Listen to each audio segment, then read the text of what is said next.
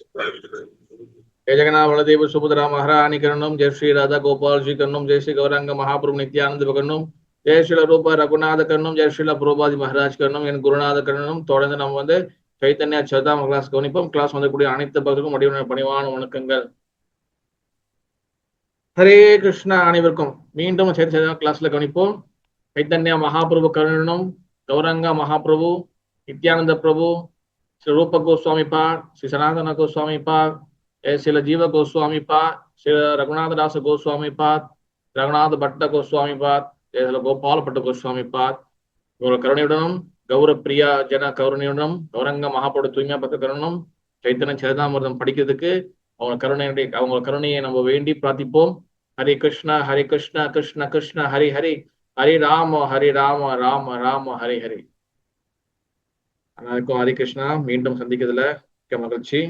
சைத்தன்ய சரிதாமிர்தா ஆதி லீலா அத்தியாயம் 2 சைத்தன்யா முழு முதற் கடவுள். நீங்க பார்க்கக்கூடிய டெக்ஸ்ட் பாத்தீங்கன்னா 47 பதம் 47. புக் இருக்கிறவங்க புக்கு தொடங்க, புக் இல்லாதவங்க நம்ம வள்ளி மாதாஜி அவங்க டெக்ஸ்ட்ல போடுவாங்க, அதை நீங்க பார்க்கலாம். இல்லைன்னா நீங்க வேதா பேஸ் கூட வந்துக்கலாம்.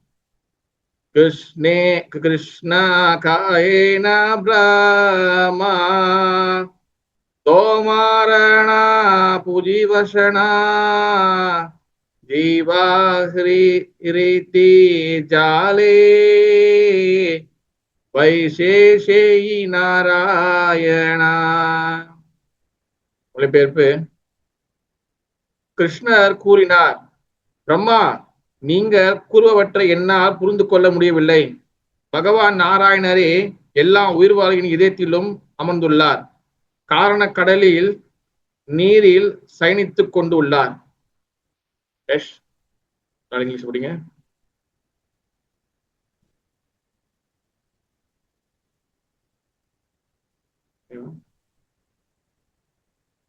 இங்கிலீஷ் வச்சிருக்கீங்களா, படிக்கிறீங்களா? Hare Krishna Prabhu. Yes, Mother, படிங்க Mother. Krishna said, Brahma, I cannot understand what you are saying. Lord Narayana is he who sits in the heart of all living beings and lies down in the waters, the Karana ocean. Okay, ஸ்லோகம் 48. Text 48. Here. Brahma gahe jale jai jiva jai narayana sheshavado mara amsha e satya vasana. மொழிபெயர்ப்பு. பிரம்மா பதிலளித்தார், நான் கூறியது உண்மையே. எந்த பகவான் நாராயணர் நீரிலும் எல்லா உயிர்வாளிகளும் இதயத்திலும் வசிக்கின்றாரோ அவர் உங்களுடைய ஓர் அம்சமே. S,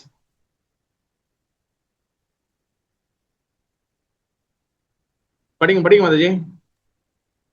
Brahma replied, what I have said is true. The same Lord Narayana who lives in the water and in the hearts of all living beings is but a plenary portion of you.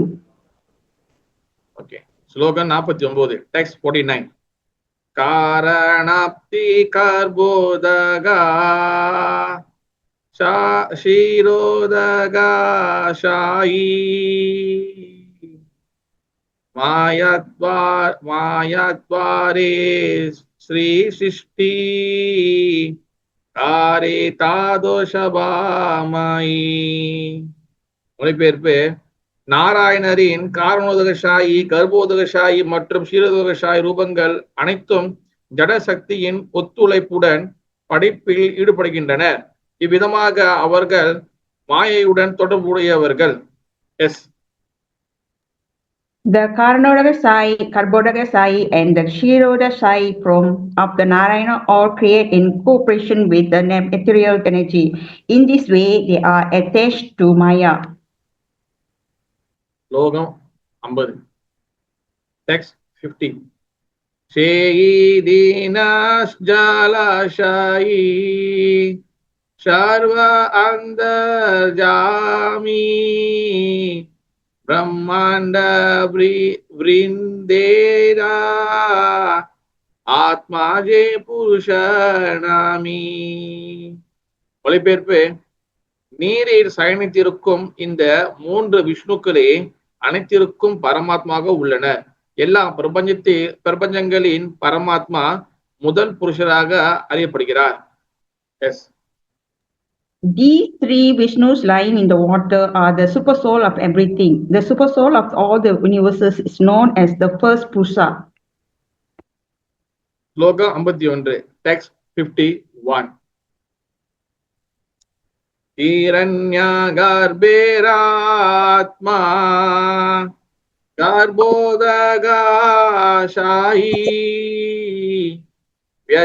வியஷ்டி ஜீவ அந்தர்ஜாமி ஸ்ரீரோதகாஷாயி. மொழிபெயர்ப்பு: ஒட்டுமொத்த உயிர்வாளிகளின் பரமாத்மாவாக கர்ப்போதகஷாயி விஷ்ணு இருக்கிறார். தனிப்பட்ட ஒவ்வொரு உயிர்வாளியின் பரமாத்மாவாக ஸ்ரீரோதகஷாயி விஷ்ணு இருக்கிறார். S. Garbhodakasai Vishnu is the super soul of the aggregate of living entities, and Kishorodasai Vishnu is the super soul of each individual living being. ஸ்லோகம் 52, text 52. ஏஷாபாராதர்ஷானி தேயாசே மயகந்தா துரியா கிருஷ்ணேரானாஹி மாயாராசம்பந்தா. மொழிபெயர்ப்பு: மேலோட்டமாக பார்க்கையில் இந்த புருஷர்கள் மாயையுடன் தொடர்புடையவர்களாக தோன்றுகிறது. ஆனால் அவர்களுக்கு மேலே 4வது பரிமாணத்தில் ஜடசக்தியுடன் எந்த தொடர்பும் இல்லாமல் பகவான் கிருஷ்ணர் இருக்கிறார். S. Superficially, we see that these Purusas have a relationship with the Maya, but above them, in the 4 dimensions, is Lord Krishna, who has no contact with the material energy.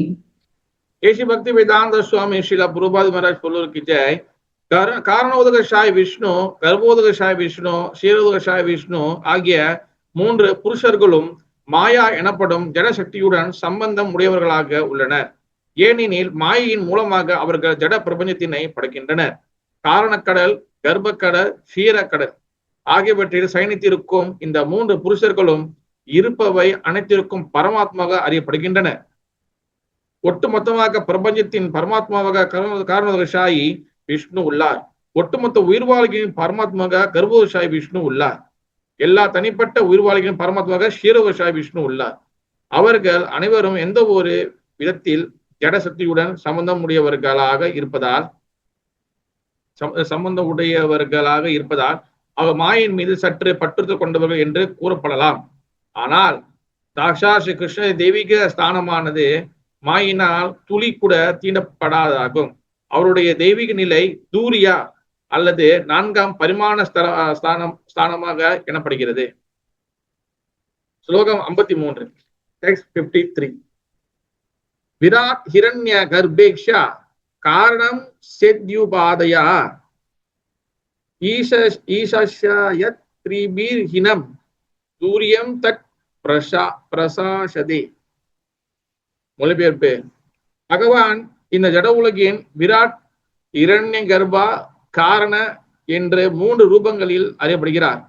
ஆனால் இந்த 3 அடையாளங்களுக்கும் அப்பால் இறுதியாக பகவான் 4ஆம் பரிமாணத்தில் உள்ளார்.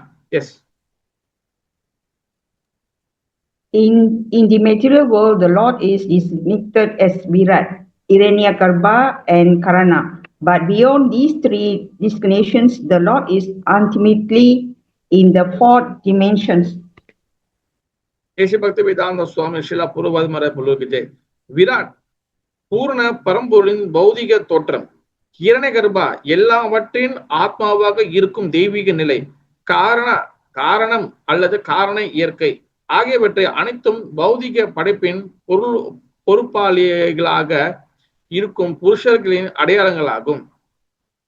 தெய்வீக ஸ்தானம் இந்த அடையாளங்களை தாண்டியது என்பதால் அது தூரியா, நான்காவது பரிமாணத்தில் நிலை, நான்காவது பரிமாணத்தின் நிலை என்று கூறப்படுகிறது. ஸ்ரீம பாகவதம் 11வது ஸ்கந்தம் 15வது அத்தியாயத்தில் 13வது ஸ்லோகத்திற்கான ஸ்ரீதர கோஸ்வாமி விளக்கத்திலிருந்து இது மேற்கோள் காட்டப்பட்டுள்ளது.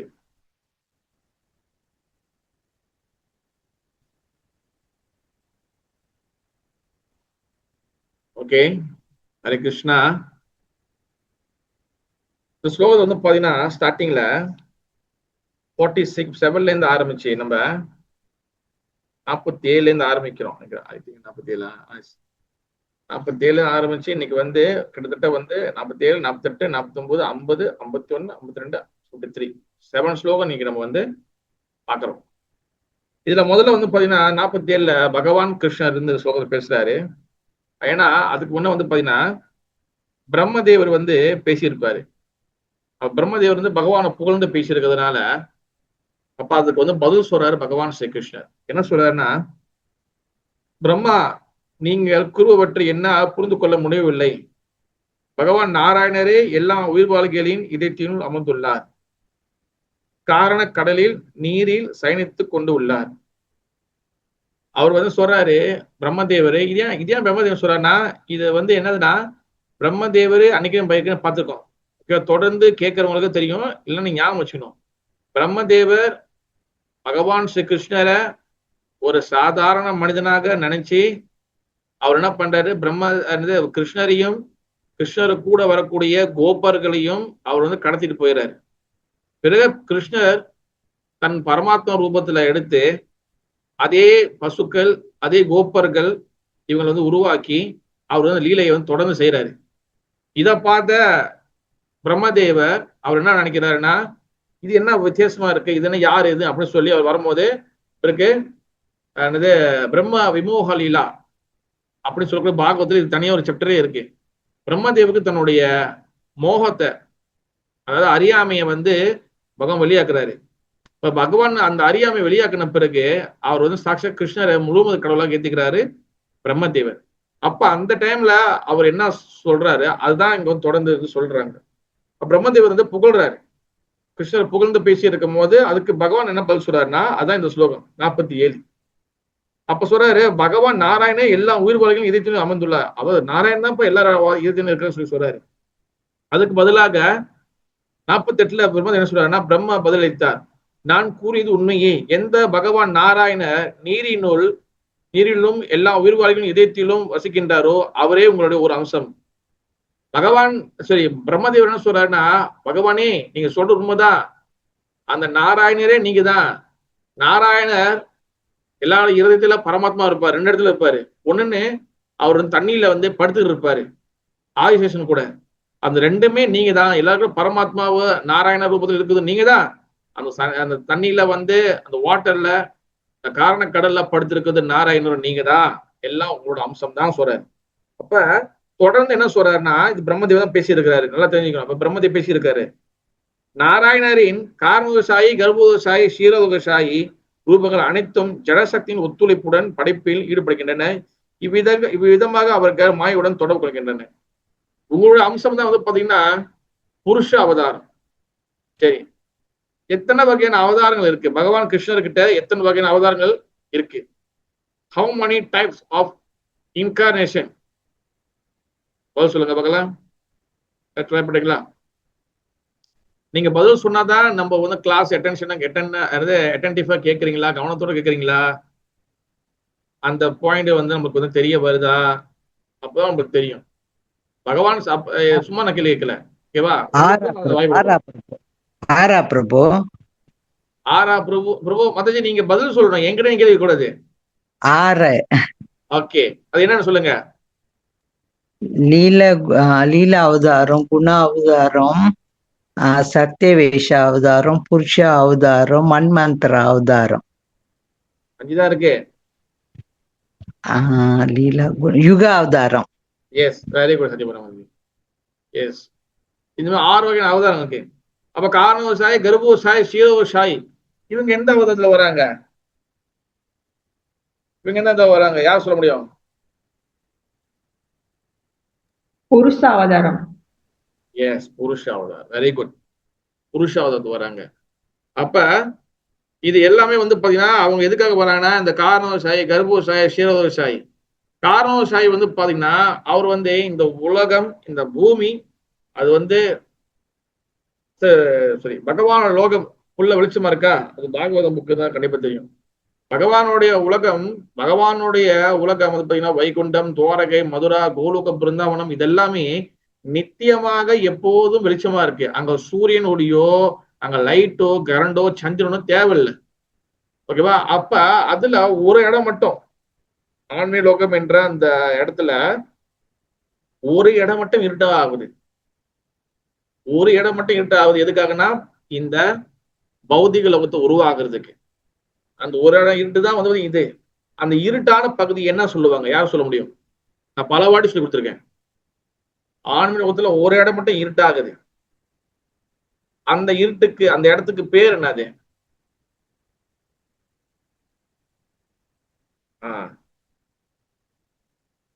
யாருக்கு தெரியும்? நான் பல வாட்டி சொல்லி கொடுத்தேன். கிளாஸ் நிறைய வாட்டி டிஸ்கஸ் பண்ணிருக்கோம். நம்ம நிறைய பேர் நம்ம கிட்ட பதில் சொன்னா நம்ம வந்து கேள்வி கேட்டு இருப்பாங்க. அதனால வந்து அமைதியா இதெல்லாம் நினைக்காதீங்க. தயவு ட்ரை பண்ணுங்க. தெரியுமா? அந்த ஒரு இடத்துக்கு பேரு வந்து யாருக்கு தெரியுமா? கிருஷ்ண பிரியா மாத்திரி, நீங்க நல்லா பதிலாம் சொல்லுவீங்க, கேள்விப்பட்டோம். உங்களுக்கு வாய்ப்பு இருக்கா தெரியுமா?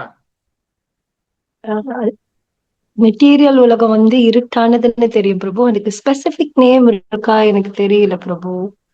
நேம் இருக்கு. சரி, பரவாயில்ல மாதி. Very good. எங்க பாருங்க, எங்க கௌரி மாதிரி சொல்லுவாங்க பாருங்க. கௌரி மாதிரிஜி, தெலுந்தனுடைய இது கொடி பறக்க போகுது, சொல்லுங்க. பிரபு கொடியில வந்து பறக்கலைங்க பிரபு, எனக்கே தெரியல. பிளாக் ஸ்பாட்டா பிரபு? மகா தத்துவான் இருக்கு அதுவா? எஸ், மகா தத்துவம். Very good. கொடி பறக்குது. Very good, very good. மகா தத்துவம், அதுதான் மகா தத்துவம். ஓகேவா? எழுதி வச்சுக்கோங்க.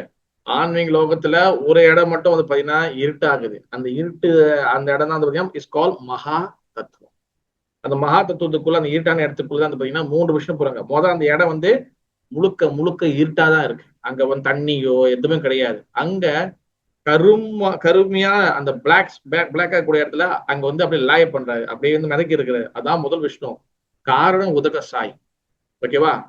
ரெண்டாவது, அவரோட உடம்புல பல பல பிரபஞ்சங்கள் பபிள்ஸ் உருவாகுது. அந்த லோகத்துக்குள்ள ரெண்டாவது விஷ்ணு வராரு. அது வந்து கர்ப்ப உதக சாய். அப்ப அவர் அந்த கர்ப்ப சாய் அதுக்குள்ள ரெண்டாவது உலகத்துக்குள்ள, அந்த ரெண்டாவது ஒரு அண்டத்துக்குள்ள வராரு. இப்ப கர்ப்ப சாய் வந்தோடனே அங்க அவரோட தொப்புல இருந்து தாமரப்பு தண்டு வருது. அதுல வந்து பாத்தீங்கன்னா பிரம்மதேவ் மேல பிறக்கிறாரு. பிரம்மதேவருக்கு வந்து என்ன பண்ண, அதுக்கப்புறம் பிரபஞ்சங்கள் எல்லாம் படிக்க, ஜீவராசிகளை படிக்கிறாரு. படிச்ச பிறகு எல்லா ஜீவராசிக்குள்ளேயும் பரமாத்மாவை மூணாவது விஷ்ணு போறாது, ஷீரோதசாயி. ஓகேவா? அப்ப இந்த 3 விஷ்ணுக்களும் என்ன பண்றாங்கன்னா, எதுக்காக இந்த புருஷாவதம் வருதுன்னா, இந்த பௌதிக லோகத்தை என்ற படைக்கணும்னா இதுக்கு வந்து பாத்தீங்கன்னா வெறும் ஆன்மீக நிலையில இருந்தா மட்டும் பத்தாது. இதுக்கு மாயாவோட கூட்டணி சேரணும். மாயானா வந்து என்னது? பிரகிருதி, மெட்டீரியல் நேச்சர். மெட்டீரியல் நேச்சர் வந்து யாரு? அது வந்து ஒரு பெண். ஓகேவா? மாயா வந்து ஒரு பெண். அப்ப அவங்களோட ஜாயின் பண்ணாதான் இந்த கிரியேஷன் நடக்கும். ஓகேவா? அப்ப ஆக்சுவலி வந்து பாத்தீங்கன்னா இந்த தத்துவத்துல ஒரு ஆள் இருக்கிறாரு, சிவபெருமான இதுல வந்து ஒரு இன்வால்வ் பண்றாரு. ஓகேவா? இந்த பிரகிருதி வந்து பார்வதி தாயார். ஓகேவா? நீங்க சிவ தத்துவம் வந்து கேட்கும் போது உங்களுக்கு புரியும். பிரகிருதி வந்து கிட்டத்தட்ட இந்த வந்து மாயாசக்தி துர்கா தேவி பார்வதியோட அம்சம். அப்ப அவங்க இந்த ஜட இருக்கையா இருக்கும் போது இந்த பகவானுடைய இந்த பௌதிக உலகத்தை படைக்கிறதுக்கு சிவபெருமான் என் பார்வதி தாயாரும் இணையும் போதுதான் இந்த கிரியேஷன் உருவாகுது. ஓகேவா? அதுக்கு வந்து நாராயண சாட்சியாக இருக்கிறார். அது எப்படி புரிஞ்சுக்கிறதுன்னா, ஆச்சரியர்கள் எப்படி சொல்றாங்கன்னா, இப்ப உதாரணத்துக்கு இப்ப வந்து ஒரு கிளே போட்டு ஒரு மண் பானை செய்ய போறோம். ஓகேவா? அப்ப மண்ணு பானை செய்யறதுக்கு அந்த நபர் வேணும். ஓகே, அந்த மண் பானை செய்யக்கூடிய அந்த பர்சன் இருக்கணும், நம்பர் 1. ரெண்டாவது கிளே இருக்கணும், களிமண் இருக்கணும். ஓகேவா? மூணாவது அந்த களிமண்ணை வச்சு அந்த சுத்தக்கூடிய அந்த சக்கரம் இருக்கணும். புரியுதா? 3 விஷயம் இருக்கணும். ஒரு பானை செய்யறதுக்கு அந்த அந்த அந்த பானை செய்யற அந்த நபர், அந்த பர்சன், அண்ட் கிளே இருக்கணும், அந்த களிமண். அதுக்கப்புறம் வந்து பாத்துக்கிட்டீங்கன்னா அந்த சக்கரம், அந்த வீல் இருக்கணும். ஓகேவா? அப்போதான் அந்த வீல்ல அந்த சக்கரத்துல அந்த களிமண்ணை போட்டு அப்ப அந்த நபர் சுத்தம் போது அப்ப அந்த பானை வந்து உருவாகும். அப்ப இந்த கிரியேஷன் உருவாகணும்னா இங்க வந்து 3 பேர் தேவைப்படுறாங்க. அப்ப அந்த களிமண்ணாக ஒரு ஆளு, அந்த சக்கரம் வீலாக ஒரு ஆளு, பிறகு வந்து அந்த செய்யக்கூடிய நபர், அந்த பர்சன், அதுக்கு ஒரு ஆளு, 3 பேர் தேவைப்படுறாங்க. அப்ப அந்த களிமண்ணு வந்து என்னதுன்னா அதுதான் பிரகிருதி, மெட்டீரியல் நேச்சர். அது மெட்டீரியல் நேச்சர் அப்படியே பறந்து கிடக்குது. அதை வந்து உருவாக்கணும். அது வந்து இப்ப எல்லாத்தையும் படைக்கணும். கரெக்டா தண்ணி, காத்து, நீர், நிலம், நீர், நெருப்பு, காற்று, ஆக எல்லாம் வச்சு இப்ப மண்ணை படைக்கணும், எல்லாம் படைக்கணும், மரங்களை படைக்கணும், படைக்கணும். அப்ப என்ன நடக்கணும்? அது அந்த அந்த கிளே வந்து அந்த களிமண்ணை வந்து அந்த சக்கரத்துல போடணும், போட்டு ஒரு ஆள் சுத்தணும். அப்பதான் அந்த பானை உருவாகும். அப்ப இந்த மெட்டீரியல் நேச்சரை, இந்த பிரகிருத்திய, இந்த ஜட இயற்கைய, அதை வந்து அந்த சக்கரத்துல உட்கார வைக்கணும். சக்கரத்துல உட்காரனா அது வந்து இன்னொரு ஆன்மீக சக்தியோடு இணைய வைக்கணும். அதுதான் சிவபெருமான். ஆனா இதை பண்றதுக்கு ஒரு ஆள் வேணும். அதுதான் நாராயணன். அதுதான் இந்த காரண இந்த புருஷாவதார். புரியுதா? இது ரொம்ப பெரிய இதே நான் சும்மா சிம்பிளா ஒரு மேலோட்டமா நான் சொல்லியிருக்கேன். இதுல யாராச்சும் டவுட் இருக்கா? இந்த இடத்துல மட்டும் முதல் கிளியர் பண்ணுங்க. ஏன்னா அந்த ஜட இயற்கை வந்து அந்த அந்த அந்த அந்த இயற்கையும் பகவானுடைய ஆன்மீக சக்தி இணைஞ்ச பிறகுதான் இங்க வந்து அதுக்கப்புறம் இது எல்லாமே நடக்கும். நிலம், நீர், நெருப்பு, காற்று, ஆகாயம் இதெல்லாம் சேர்ந்து ஒரு பொருள் உருவாக்க முடியும். இது செய்யறதுக்கு நாராயணருடைய கருணை வேணும். அவருடைய கிளான்ஸ், அவருடைய பார்வை இருக்கணும். அவர் அங்க இருக்கணும்.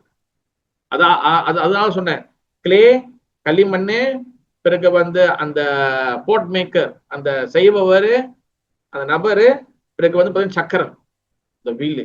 அப்ப அந்த வீல் வந்து சிவபெருமான், அந்த களிமண் பார்வதி தயார், அதுக்கப்புறம் வந்து இந்த சக்கரத்தை அந்த செய்யறது வந்து அந்த பர்சன் வந்து நாராயணன். இது யாராச்சும் குழப்பமா இருக்கா? யாராச்சும் புரியாம இருக்கா சொல்லினா நம்ம இது அது இங்கே நம்ம டவுட்டுக்கு என்னன்னு சொல்லி நம்ம கிளியர் பண்ணலாம். யாராச்சும் சந்தேகம் இருக்கா? ஹரிஷ்ணா பிரபு, இன்னொரு வாட்டி கொஞ்சம் விளக்கமா சொல்லுங்க ப்ரோ, சரியா புரியல. அதாவது மதோஜி, இந்த கிரியேஷன், இந்த படைக்கிறதுக்கு பகவான் டைரக்டா வந்து இதுல வந்து ஈடுபட மாட்டார். ஆனா இந்த ஜட இயற்கை படைக்கணும்னா, ஜட இயற்கை இது மெட்டீரியல் நேச்சர், பௌதிக சக்தி. பௌதிக சக்தினா இது வந்து கீழ்நிலை இருக்கக்கூடிய சக்தி. இந்த கீழ்நிலை இருக்கக்கூடிய சக்தி கூட பகவான் கிருஷ்ணன் டைரக்டா வந்து படைக்க மாட்டார். அவரு தலையே இட மாட்டார். அவருடைய சக்திகள், அப்ப அவர் சக்திகள்ல முக்கியமான சக்தி வந்து அவதாரங்கள்லாம் வந்து பாத்தீங்கன்னா புருஷ அவதாரம். அதுதான் இந்த நாராயணருக்கு வராங்க. காரணோஷாயி, கர்ப்போஷாயி, சீரோஷாயி. அப்ப இந்த ஜட இயற்கையை படைக்கணும்னா வெறும் இந்த 3 பேர் மட்டும் பத்தாது, இதுக்கப்புறம் வந்து ஒரு ஆள் வேணும். அதுதான் சிவபெருமான். சிவபெருமான சும்மா வந்து நம்ம வந்து சாதாரணமா நினைக்கக்கூடாது. சிவபெருமான் அவர் வந்து ஆன்மீகத்துல சதாசிவம். ஆனா இந்த பௌதிக இயற்கையோட இந்த இந்த ஜட இயற்கையை படைக்கிறதுக்காக தான் அவர் வந்து பகவானோட கட்டளையை ஃபாலோ பண்ணி அவர் என்ன பண்றாரு, இந்த பிரகிருத்தியோடு இணையறாரு, ஜட இயற்கையோடு இணையறாரு. அப்பதான் இந்த கிரியேஷன் நடக்கும். அப்பதான் நிலம், நீர், நெருப்பு, காற்று, ஆகாயம், எனது ஈத்தர், வாட்டர், ஃபயர், அதுக்கப்புறம் வந்து இந்த சாயில், இந்த லேண்ட், இதெல்லாம் வந்து எல்லாம் ஒன்னா சேர்ந்து அதுக்கப்புறம் அந்த படைப்பு உருவாகும். அப்ப இதெல்லாம் சேரணும்னா பௌதிக சக்தி மட்டும் இருந்து பத்தாது. பௌதிக சக்தி மட்டும் இருந்துச்சுன்னா அது எல்லாமே தனித்தனியா இருக்கும், ஒன்னா சேர முடியாது. அப்ப அந்த பௌதிக சக்தியோட ஆன்மீக சக்தி மிக்ஸ் ஆகணும். அப்பதான் இந்த கிரியேஷன் நடக்கும். அப்பதான் ஜீவாத்மாக்கள், இந்த பந்தப்பட்ட ஜீவாத்மாக்கள் இந்த உலகத்துக்கு படைச்சு கொடுக்க முடியும். அப்பதான் மரம் உருவாகும், அப்பதான் செடி உருவாகும், அப்பதான் நீங்க வந்து எல்லாமே உருவாக முடியும். அப்ப இதுக்கு எப்படி புரிஞ்சுக்க சொல்ல ஆச்சாரியருக்கு என்ன உதாரணம் கொடுக்குறாங்கன்னா, ஒரு மண்பானை செய்யறதுக்கு ஒரு உதாரணம் கொடுக்குறாங்க. ஒரு மண்பானை செய்யறதுக்கு அதுல களிமண் வேணும், பிறகு வந்து பாத்துக்கிட்டீங்கன்னா அந்த களிமண்ணை போட்டு சுத்ததுக்கு அந்த சக்கரம் வேணும், 3வது அந்த செய்யக்கூடிய நபர் வேணும். Clay, wheel, the person. அப்ப அந்த நபர் தான் வந்து பாத்தீங்கன்னா நாராயணன், பகவான் ஸ்ரீ நாராயணன். அந்த கிளே இருக்குல்ல, அந்த களிமண்ணுக்குள்ள அதான் பிரகிருதி, ஜட இயற்கை. ஜட இயற்கை அப்படியே இருக்கு. அப்ப அது வந்து ஒரு உருவாக்கணும்னா அதுல சக்கரம் வேணும். அந்த சக்கரம் தான் வந்து பாத்தீங்கன்னா சிவபெருமான் சக்தி, சிவபெருமான். அப்ப சிவபெருமான் அந்த சக்கரமும் அந்த களிமண்ணும் ஒன்னா சேர்ந்தாதான் அந்த சுத்தும் போதுதான் அப்பதான் அந்த அந்த அந்த களிமண் ஒரு ஷேப் ஆகும். அதே போலதான் சிவபெருமான் பார்வதி தாயார் கூட ஜட இருக்கை கூட அவர் மிக்ஸ் ஆகும் போதுதான் இந்த கிரியேஷன் உருவாகும். ஆனா இந்த சக்கரமும் இந்த களிமண்ணும் சொந்தமும் உட்காந்து அதையும் சுத்திக்காது. இதை செய்யறதுக்கு ஒரு நபர் வேணும், அந்த பாட் மேக்கர். அப்ப இங்க அந்த பாட் மேக்கர் வந்து யாருன்னா பகவான் ஸ்ரீ நாராயணன். அப்ப நாராயணரோட கருணையால அவருடைய சக்தியால ஜட இயற்கை பிரகிருதி, அதாவது இந்த பௌதிக சக்தி ஆன்மீக சக்தியோடு இணையுது. அந்த ஆன்மீக சக்தியோட பிரதிநிதி யாரு? சிவபெருமான். பௌதிக சக்தியோட பிரதிநிதி யாரு? பார்வதி தாயார். ரெண்டு பேர் இணையும் போதுதான் இந்த கிரியேஷன் உருவாகுது.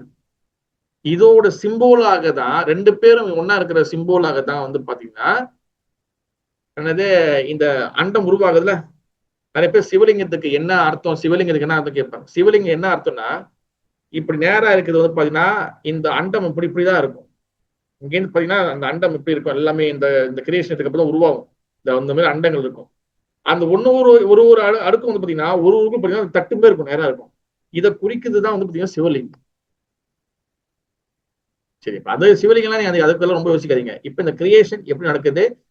பகவான் ஸ்ரீ நாராயணன், என் பார்வதி தாயார், என் சிவபெருமான். இது வந்து பார்வதி தாயாரும் சிவபெருமானும் வந்து பாத்தீங்கன்னா வேற வேற இல்ல. சிவபெருமான் ஆன்மீக சக்தி, பார்வதி தாயார் பௌதிக சக்தி. இவங்க ரெண்டு பேர் இணையறதுக்காக பகவான் நாராயணரோட சக்தி தான் இது நடக்கும். ஒரு பானை செய்யறதுக்கு பானை செய்பவர் அந்த களிமண்ணு, பிறகு அந்த வீல், அந்த சக்கரம். அந்த சக்கரத்துல வந்து அந்த களிமண்ணை எடுத்து வச்சு அந்த பானை செய்யற சுத்தினாதான் அந்த பானை உருவாகும். அதே போல பகவான் சக்தியால சிவபெருமானும் பார்வதி தாயாரும், அதாவது ஜட இயற்கையும் ஆன்மீக சக்தியும் இணையும் போதுதான் இந்த கிரியேஷன் உருவாகும். இதுல யாச்சும் சந்தேகம் இருக்கா? ஓகே. அப்ப 50 ஸ்லோகம் என்ன சொல்றாங்கன்னா, இதெல்லாம் சேம் தான். நாராயணனை பத்தி விளக்குறாங்க. நீங்க தண்ணியில இருப்பாரு, கந்த காரண ஒரு இது இருப்பாரு. 51ல ஒட்டுமொத்தமாக உயிர் வாழ்க்கையும் பரமாத்மா கருப்பூர சாய் விஷ்ணு இருக்கிறார். கருப்பூர சாய் வந்து பாத்தீங்கன்னா, கருப்பூர சாய் வந்து எல்லாருக்கும் பொதுவாக அவர் பரமாத்மா இருக்கிறாரு.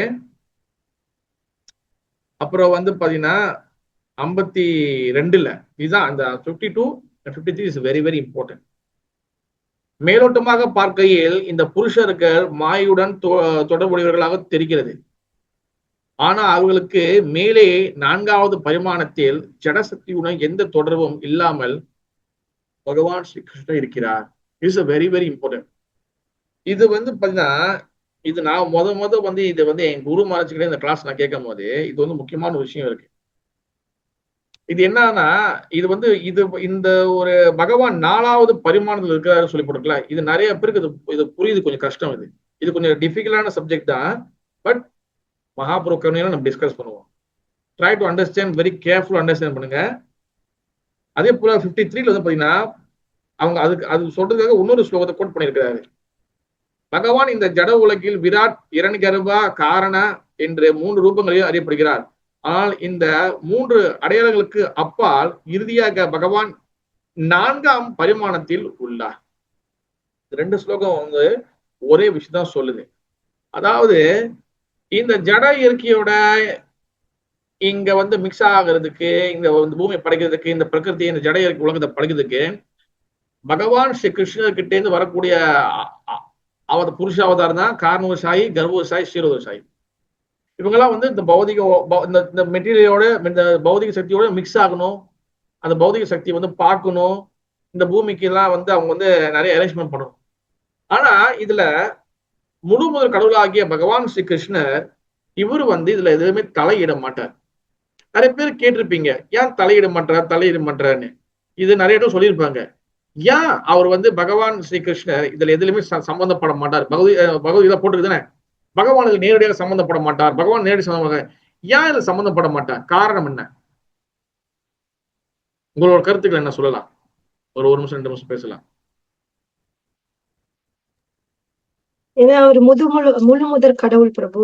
சோ அவர் வந்து பிக் பாஸ் மாதிரி, அவருக்கு கீழே ஆர்கனைசர்ஸ் இருக்காங்க. ஏன் பிக் பாஸ் வந்து நேரா வேலையை பார்க்கணும்?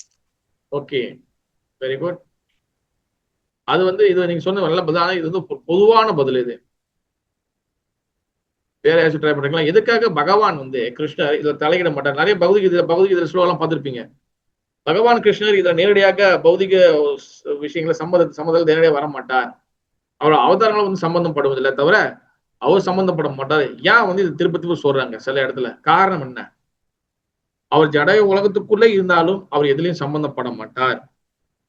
வேற கருத்துக்கள் இருக்கா? ஓகே, பிரபு இன்னொரு ட்ரை அவுட். சொல்லுங்க. ஏன்னா எல்லாருக்குமே பகவான் வந்து தனி சுதந்திரம் கொடுத்திருக்கிறார். இல்ல, தனி சுதந்திரம் கொடுத்துருக்க அது ஓகே மதி. அவரு தனிப்பட்ட முறையில் அவரு எதுலையுமே சம்பந்தப்பட மாட்டார். அதுதான் கேள்வி. இப்ப ஓகே, உங்க முயற்சி ரொம்ப நன்றி மதுஜி. இவங்க நம்ம யார் வந்தவங்க? இப்ப நிர்மலா மதுஜியா சொல்றது இருக்கா? கருத்துக்கள் இருக்கா? சரி, அப்ப இங்க வந்து பகவான் வந்து சம்மந்தப்பட மாட்டார் ஏன் சொல்ல வருதுன்னா, சைத்தன்ய சரிதாமத்துல இப்ப தெளிவா போடுறது நல்லா ஞாபகம் வச்சுக்கணும். பகவத்கீதை அன்னைக்கு யாரும் ஒருத்தர் கேள்வி கேட்டாங்க, பகவத்கீதைக்கும் பாகவதுக்கும் என்ன சம்பந்தம், பாகவதுக்கும் என்ன சம்பந்தம்னு.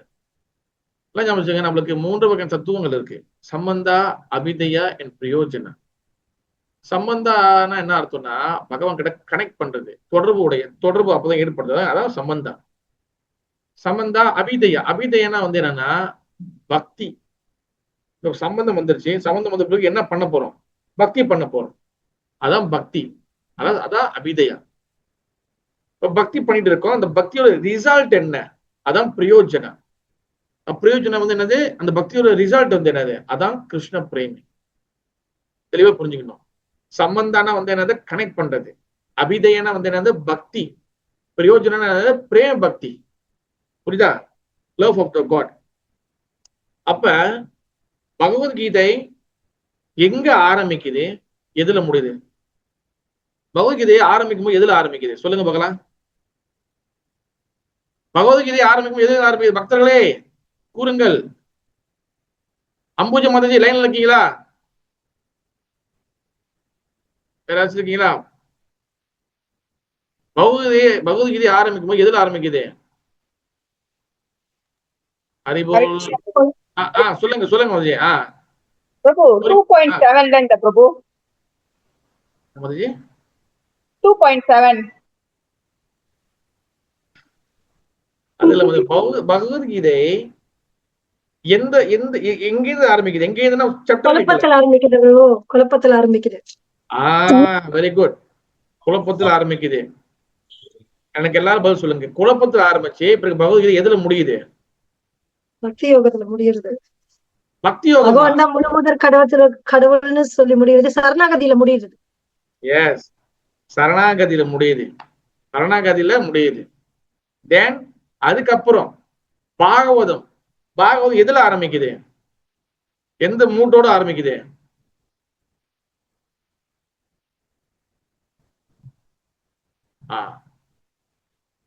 பாகவதம் எந்த சூழ்நிலை, எந்த ஒரு மூட்டோட ஆரம்பிக்குது? பகவத்கீதை குழப்பத்தில் ஆரம்பிச்சு சரணாகதியில் முடியுது. பாகவதம் எங்கேருந்து தொடங்குது?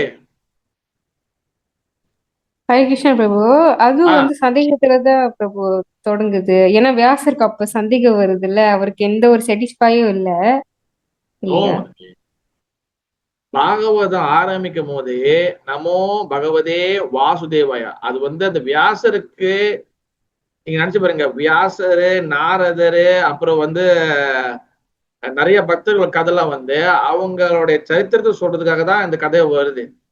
பக்தருக்கு இந்த பகவான் நாமம் என் பகவான் கதை கூட கடைசிதான் வரும். பக்தர்கள் கதை பகவானோட நாம பவர், இதுதான் கதை எடுத்துவோம். பாகவதம் நீங்க வந்து கொடுக்கும் போது ஆரம்பத்திலே வந்து பாத்தீங்கன்னா ஓ நமோ பகவதே வாசுதேவாய. அப்ப என்ன அர்த்தம்னா அங்க வந்து கடவுள் யாரு அந்த டவுட்லாம் இல்ல. பாகவத்துல எடுத்த உடனே வந்து கிருஷ்ணர் தான் கடவுள் ஆரம்பிச்சாச்சு. ஓகேவா? சரணாகதியில தான் அந்த சரணாகதி அந்த கிருஷ்ணர் என்ற முழுமுதல் கடவுள் தான் பாகவதம் ஆரம்பிக்குது. அங்க ஆரம்பிச்சு பாகவதம் எதுல முடியுது? பாகவதோட எண்டிங் எதுல முடியுது? கலோ நாம சங்கீதத்துல முடியுது. ஓகேவா? தென் சைத்தன்ய சரிதாமிர்தா எதுல ஆரம்பிக்குது? எடுத்த உடனே நீங்க ஆரம்பத்தில் வந்தீங்கன்னு தெரிஞ்சிருக்கோம். எடுத்த உடனே வந்து பாத்தீங்கன்னா இந்த கலியுகத்துல மகாபுரு வருகின்றார், என்னத்துக்கு வராரு? நாம சங்கீதம் கொடுக்கதான் வராரு அப்படி சொல்லி நாம சங்கீதத்துல ஆரம்பிச்சு சைத்தன்ய சரிதாமிர்தா எதுல முடியுது? கண்டிப்பா யாருக்கு வாய்ப்பு இருக்காது படிச்சிருக்கிறதுக்கு. சைத்தன்ய சரிதாமிர்தா எதுல முடியுதா? கடைசியா கிருஷ்ண பிரேமத்துல முடியுது. புரியுதா? குழப்பத்திலிருந்து ஆரம்பிச்சு சரணாகதியில முடியுது பகவத்கீதா, அது சம்பந்த ஞானம். பிறகு வந்து பகவானுடைய பக்தியில ஆரம்பிச்சு நாம சங்கீதத்துல முடியுது, அது வந்து பக்தியோ அது வந்து அபிதயா பாகவத புராணம். பிறகு வந்து நாம சங்கீதத்துல ஆரம்பிச்சு கிருஷ்ண பிரேமம் முடியுது, அது பிரயோஜனா சைத்தன்ய சரிதாமிர்தம். இந்த 3 சாஸ்திரமும் சமந்தா அபிஜய பிரயோஜனா. சம்பந்தா சாஸ்திரம் பகவத்கீதா, பிரயோஜன சாஸ்திரா ஸ்ரீமத் பாகவத புராணம், அதுக்கப்புறம் வந்து அபிதய சாஸ்திரம் பாகவத புராணம் என் பிரயோஜன சாஸ்திரம் சைத்தன்ய சரிதாமிர்தம். அப்ப சைத்தன்ய சரிதாமிர்தத்துல நம்ம வந்து அதுல படிக்கும் போது நிறைய விஷயங்கள் ரொம்ப ஆழமாக இருக்கும். நீங்க பகவானோட நிலை வந்து பாத்தீங்கன்னா அது 4வது நிலையில இருக்கிறாரு. அப்ப இதெல்லாம் வந்து இந்த சைத்தன்ய சரிதம் படிக்கும் போது இது ஆழமா நம்ம தெரிஞ்சுக்கணும்.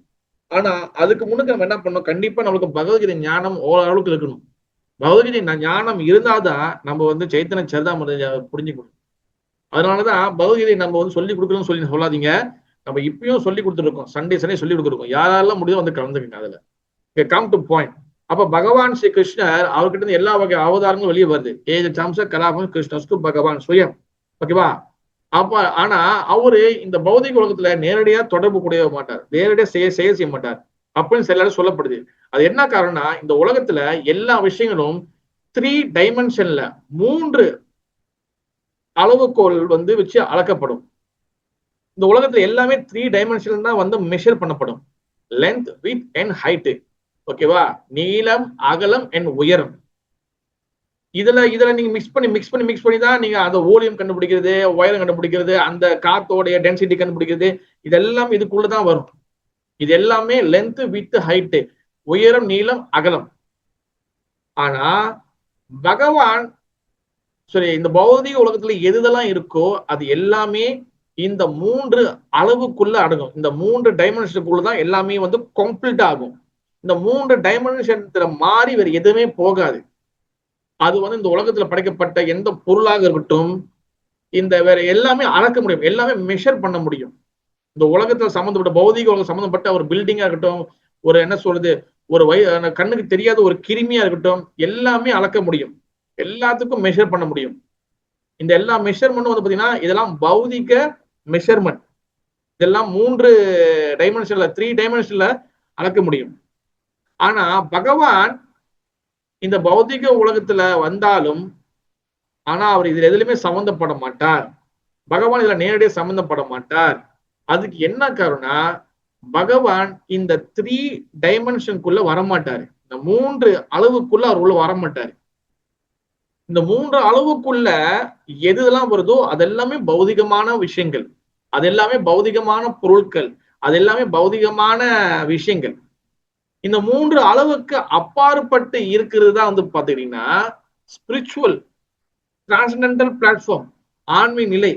அந்த பகவான் ஸ்ரீ கிருஷ்ணர் முழுமுதல் குணாளாகிய பகவான் ஸ்ரீ கிருஷ்ணர் அவர் என்ன பண்றாரு? அவர் இந்த 3 டைமென்ஷனுக்குள்ள இல்ல, அவரு 4வது டைமென்ஷன்ல இருக்கிறாரு. நான் பல வாட்டி இதுக்கு சொல்லியிருக்கிறேன். அந்த 4வது டைமென்ஷனோட பேர் தான் வந்து பாத்தீங்கன்னா தூரியா. நீங்க இந்த ராஜலட்சுமி என்னமோ சொல்றான் அப்படின்னு சொல்லி நினைக்கலாம். நீங்க பர்பட் 52வது ஸ்லோகத்தோடைய பர்பட்ல கீழே பாத்தீங்கன்னா பிரபு அழகா கொடுத்துருக்காரு. அவருடைய தெய்வீக நிலை தூரியா அல்லது 4ஆம் பரிமாண ஸ்தனம் எனப்படுகிறது அப்படின்னு சொல்லி அந்த தூரிய என்ற வார்த்தையை கோட் பண்ணிருக்கிறாங்க. இதுதான் 4வது நிலை. இந்த 4வது நிலையில இருக்கிற பகவான் வந்து என்ன அது? அந்த 4வது டைமென்ஷன்ல இருந்து அவர் என்ன பண்றாரு? இந்த 4வது டைமென்ஷன் கூடிய பகவான் ஸ்ரீ கிருஷ்ணர் அவர் புரிஞ்சுக்கிறது எப்படி? அப்ப நம்ம இந்த 3 டைமென்ஷனுக்குள்ள இருக்கக்கூடிய இந்த ஜட இருக்கைக்குள்ள இருக்கக்கூடிய நம்ம அந்த ஆன்மீக நிலையில் கூட பகவானை புரிஞ்சு கொள்ள முடியுமா? அவர் எப்படி புரிஞ்சுக்கிறது? அவர் புரிஞ்சுக்கிறதுக்கு நம்ம என்னென்ன முயற்சிகளை நம்ம எடுக்கணும்? இந்த பௌதிக உலகத்துல இருந்துகிட்டு நம்ம பௌதிக பாடியில இருந்துகிட்டு பௌதிக மனசை வச்சுக்கிட்டு அந்த 4வது தூரியா என்ற 4வது டைமென்ஷன் கூடிய பகவான் ஸ்ரீ கிருஷ்ணா புரிஞ்சு கொள்ள முடியுமா? இல்ல நம்ம புரிஞ்ச மாதிரி நம்ம எல்லாம் பாக்குறோமே, உண்மையிலே நம்ம புரியுதா? இல்ல புரியுற மாதிரி ஒரு மாயில நம்ம செட்டப்ல இருக்குமா? இதெல்லாம் இந்த பகவான் பத்தி டிஸ்கஸ் பண்ணி எல்லா வகை டவுட்டும் கிளியர் ஆகும். இது சும்மா ஒரு நாள் கிளாஸ்ல பேச கிடையாது. இந்த தூரியா என்றது பேசுறதுக்கே ஒரு வாரம் 2 வாரம் கிளாஸ் பிடிக்கும் நம்மளுக்கு. அப்ப பகவானுடைய subject matter very very big. ஏன்னா அவர் ஆன்மீக தூய்மையான ஆன்மீக நிலையில பகவான் ஸ்ரீ கிருஷ்ணர் இருக்கிறார். அப்ப அந்த 4வது டைமென்ஷன் தான் பாத்தீங்கன்னா தூரியா தூரியா தூரியா தூரியா என்ற நிலை பாத்தீங்கன்னா ஸ்பிரிச்சுவல் பிளாட்ஃபார்ம். அதை நீங்க இமேஜின் பண்ணவே முடியாது. நீங்க உதாரணத்துக்கு ஒரு ஃபிலிம் வச்சுங்களேன், ஒரு அவதார் படம் வச்சுங்களேன், அதுல மாதிரி ப்ளூ கலர் காட்டுறாங்க. இந்த உலகம் ஒரு புதுசான ஒரு வேர்ல்டு உலகம் பயங்கரமா இருக்கும். அவங்க கற்பனை, அந்த கற்பனை கூட பௌதிகமான கற்பனை தான். இந்த பௌதிகமான கற்பனை வச்சுதான் அவங்க அந்த பிலிமை மேக் பண்றாங்க, அந்த கதையை உருவாக்குறாங்க. அதை பார்க்கும்போது ஓ இப்படி இருக்குமோ, ஓ பாரு இப்படிலாம் இருக்கும், இப்படிலாம் செடி இருக்குமோ, இப்படிலாம் உலகம் இருக்கோ அப்படின்னு சொல்லி அந்த பிலிம் மேக்கர் என்ன பண்றாங்க, அதை உருவாக்குறாங்க. ஆனா அந்த அறிவும் கூட பௌதிகமான அறிவு தான். ஆன்மீக லோகத்தோட ஒரு சிறு துளி கூட நம்மளால இமேஜினே பண்ண முடியாது. நம்ம மினிமம் என்ன இமேஜின் பண்ணுவோம்? ஒரு பிருந்தாவன் எப்படி இருக்கும்? ஒரு பிருந்தாவன் காட்டுல கிருஷ்ண புள்ள வீசி வாசிட்டு இருப்பாரு, அங்க 4-5 கோபிகள் இருப்பாங்க, ஒரு சின்ன குக்கிராமம் மாதிரி தான் இருக்கும், ஒரு சின்ன ஒரு வில்லேஜ் மாதிரி தான் இருக்கும். இதான் நம்மளுடைய சாக்கடை பிடிச்ச நம்மளோட பௌதிக அறிவு. இதான் நம்மளோட அறிவு. பகவானோட இதை நம்மளால இமேஜின் பண்ணவே முடியாது. நம்ம கூட ஏற்கனவே உள்ளுக்குள்ள மண்டைக்குள்ள மனசுக்குள்ள சாக்கடை இருக்கு. ஃபுல்லா காம குரோத லோப மோக மத மாச்சரிய எல்லா வகையும் அழுக்க வச்சுக்கிட்டு நம்ம பகவானோட உலகம் எப்படி இருக்குன்னு சொல்லி நம்ம எப்படி புரிஞ்சுக்கிறது? அதனாலதான் ஆச்சாரியர்களோட பேச்சை கேட்கணும், வைஷ்ணவர்களுடைய சம்பந்தத்துல வரணும், குருவோட சம்பந்தத்துக்குள்ள வரணும். ஆச்சாரிய சம்பந்தம் கிடைச்சாதான் நம்ம அப்பதான் அந்த ஞானம் நம்ம கிடைக்கும். ஓம் அக்ஞான திமிராந்தஸ்ய ஞானம் ஜல சலாகையா, ஞானம் என்ற அந்த பார்வை, அந்த இது கிடைச்சா நம்மளுக்கு அந்த தெளிவான பார்வை கிடைக்கும் நம்மளுக்கு. அப்பதான் what ever is happen in spiritual, அது என்னன்னு தெரியும், அங்க என்ன நடக்குது, அங்க என்ன நடக்க போகுது, அங்கெல்லாம் எப்படி இருக்கும். சிந்தாமணி பிரகிருஷ கல்ப விருக்ஷா லக்ஷா இருதேஷு சுரபி அவை பாலயந்தம் லக்ஷ்மி சஹசிர சம்பரம சேவியமானம் கோவிந்த மாதிரி புருஷ் தமகம் பஜாமி. இந்த வேர்ட்ஸை பிரம்மதேவருக்கு வர்ணிக்கிறாரு. ஏன் வர்ணிக்கிறாரு? பிகாஸ் அவருக்கு அந்த 4வது டைமென்ஷன் கூடிய பகவானை பார்க்கக்கூடிய கண்டு கிடைச்சிருச்சு. ஆனா அதுக்கு முன்ன பாருங்க, அவர் கிருஷ்ணர் யாரு, கிருஷ்ணனுடைய கோபர்கள் யாரு உண்மை தெரியுமா, அவங்களை கடத்திட்டாரு. ஆனா பகவானோட கருணை கிடைச்ச உடனே என்ன நடக்குது, அவருக்கு அந்த பவர் கிடைச்ச உடனே என்ன ஆகுது, பிரம்ம விமோக லீலா, மோகனா அறியாமை, விமோகனா அறியாமை எடுக்கக்கூடிய லீலை. சாப்டர் 11ஆம் காண்டத்துல இந்த லீலை வரும். அப்ப நம்ம நம்ம மோகத்துல பௌதிக பந்தத்துல பந்தப்பட்ட ஜீவாத்மா அவன் பகவானோட தூரியா என்ற இடத்தை எப்படி புரிஞ்சுக்கிறது? அப்ப குருவோட கருணை வைஷ்ணவ கருணை இல்லாம புரிஞ்சு கொள்ள முடியாது. ஓகேவா? அப்ப அந்த குரு கருணை வைஷ்ணவ கருணை நம்ம அதை பிறகு டிஸ்கஸ் பண்ணலாம். அந்த சப்ஜெக்ட் பண்றது பெரிய விஷயம். அப்ப 4வது டைமென்ஷன் பகவான் என்னவா இருக்காரு? அவர்கிட்ட பாத்தீங்கன்னா 2 வகையான, அதாவது அவர் பல வகையான சக்திகள் இருந்தாலும் அதுல மொத்தமா ஒரு மேஜரா பெருசா சொல்லக்கூடியது 3 வகையான சக்தி. ஒண்ணு ஸ்வரூப் சக்தி, ஒண்ணு மாயா சக்தி, ஒண்ணு ஜீவசக்தி. இந்த ஸ்வரூப் சக்தி பாத்தீங்கன்னா அவரோட சொந்த சக்தி. ஓகேவா? மாயா சக்தி ஜட உலகம், அதாவது அந்தரங்க சக்தி, பகிரங்க சக்தி, தசக்தி, அதுதான் இது. இப்ப அந்தரங்க சக்தி தான் ஸ்வரூப் சக்தி, பகிரங்க சக்தி தான் மாயா சக்தி, ததா சக்தி தான் பாத்தீங்கன்னா ஜீவசக்தி. அப்ப நம்ம ஜீவாத்மா நம்ம ஆன்மீக ஆத்மாவும் இருந்தாலும் நம்ம ததா சக்தியில நம்ம இருக்கிறோம். அந்த ததா சக்தியில இருந்து நம்ம என்ன பண்ணோம், நம்ம அந்தரங்க சக்திக்குள்ள முழுக்க போயிடணும், அதாவது ஸ்வரூப் சக்திக்குள்ள போயிடணும். நல்லா தெளிவா அண்டர்ஸ்டாண்ட் பண்ணுங்க. பகவானுக்கு 3 சக்திகளுக்கு, ஓகேவா? ஒண்ணு அந்தரங்க சக்தி, ஆன்மீக சக்தி, ஸ்வரூப் சக்தின்னு சொல்லுவாங்க. 2வது பகிரங்க சக்தி, மாயா சக்தி, இல்லைன்னா ஜட சக்தின்னு சொல்லுவாங்க. 3வது ஜீவசக்தி, இல்லைன்னா ததா சக்தி சொல்லலாம், தாத்தாச சக்தி. அப்ப நம்ம என்ன சக்தியில இருக்கிறோம்? ஜீவாத்மா, பௌதிக இருக்கிற ஜீவாத்மா நம்ம எதுல சக்தி இருக்கிறோம்? நம்ம பாத்தீங்கன்னா நம்ம தாத்தாச சக்தியில இருக்கிறோம், அந்த ஆத்மா. ஏன்னா நம்ம கீழே பௌதிக உலகத்திலயும் மாட்டிக்கிட்டோம். நம்ம நினைச்சா ஆன்மீக லோகத்துக்கும் போகலாம். அப்ப நம்ம நடுத்தர சக்தியில இருக்கும். நம்ம அதுக்கு பேர் தான் பாத்தீங்கன்னா ஜீவசக்தி, இல்லைன்னா மார்ஜினல் சக்தி சொல்லுவாங்க, அதுதானே பிரபு? மார்ஜினல் சக்தி. Yes, very good. அது தசா சக்தி சொல்லலாம். அப்ப நம்ம என்ன பண்ணணும், பௌதிக உலகத்திலே வெளியாகி அந்த ஆன்மீக சக்திக்குள்ள பூந்துட்டுமே ஆனால் நம்ம முழுக்க முழுக்க ஸ்பிரிச்சுவல் சக்தியோடைய ப்ரொடெக்ஷன் கிடைச்சிருச்சுன்னா நம்ம திருப்பி இந்த பூமிக்குள்ள வரமாட்டோம். புரியுதா? அதனால ஆன்மீக லோகத்திலேருந்து ஜீவாத்மா வந்து அது விழுறது கிடையாது. அது ஆன்மீக லோகத்துக்கு போறதுக்கு முன்னுக்குல இருந்து தான் அந்த கீழே விழுவுது. ஆன்மீக லோகத்துக்குள்ள போயிடுச்சுன்னா அங்க மனசு கிடையாது, அங்க பௌதிக உடம்பு கிடையாது, அங்க மனசு இருந்தா தானே யோசிக்கிறதுக்கு. ஓகேவா? அப்ப பகவானுடைய இந்த பௌதிக சக்தி இருக்குல்ல, ஒண்ணு ஆன்மீக சக்தி, ஒண்ணு பௌதிக சக்தி, ஒண்ணு நடுத்தர சக்தி. ஓகேவா? அப்ப எப்ப நம்ம வந்து பௌதிக சக்தியில் இருக்குமோ நம்ம வந்து பகவானுடைய ஆன்மீக சக்தி, அதாவது சொரூப் சக்தியை நம்ம உணர முடியாது. ஓகேவா? அப்ப ஜீவாத்மா வந்து பாத்தீங்கன்னா ரொம்ப உயர்தரமான சக்தி. ஜீவாத்மா, ஆன்மீக ஆத்மா மிகப்பெரிய உயர்தரமான ஒரு சக்தி. ஓகேவா? மமை வம்சோ ஜீவலோகே ஜீவபூத்த சனாதனம். சனாதனம் என்ன அர்த்தம்? நித்தியமா உள்ளது. அதாவது ஜீவாத்மா நித்தியமாக பகவானுடைய சேவகன் சேவகன் சேவகன், பகவானுடைய ஒரு அங்கம். பகவான் ஒரு தீ பொறினா, அவர் ஒரு தீ, ஒரு பெரிய ஒரு தீனா நம்ம ஒரு சின்ன தீ பொறி. பகவான் வந்து பிக் ஃபயர்னா நம்ம வந்து ஒரு ஒரு ஸ்பார்க் மாதிரி நம்ம. ஓகேவா? அப்ப ஜீவாத்மா மாயாவோடைய, அதாவது நல்ல ஞாபகம், ஜீவாத்மா இது ஆன்மீக சக்தி, இது பௌதிக சக்தி.